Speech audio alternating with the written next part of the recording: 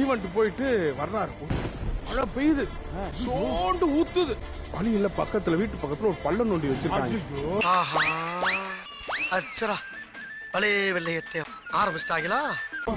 அந்த பள்ளத்துல காலை விட்டு உளுந்துட்டார் கீழே. இவங்க பையன் இவங்க ஒய்ஃப் எல்லாம் எங்க காணோம், எப்ப வருவார்னு பாத்துக்கிட்டு வாசப்படியில நிக்கிறாங்க.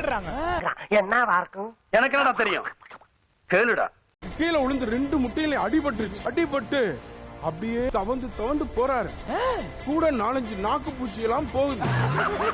கிரியாளா உடம்பு இரும்பாக்கிக்கடா, அடமலா ஆரம்பிச்சு வெளுத்து வாங்க போகுது.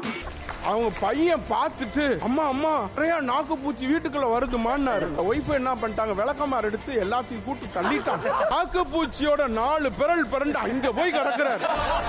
சாரி.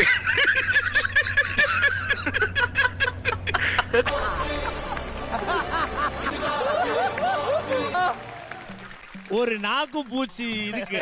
நான் ஈவென்ட்டுக்கு போனா கதையோட சொல்லும் போது சுவாரஸ்யம். நாக்கு பூச்சியோட வந்தாருன்னா என்ன சுவாரஸ்யம் இருக்கு?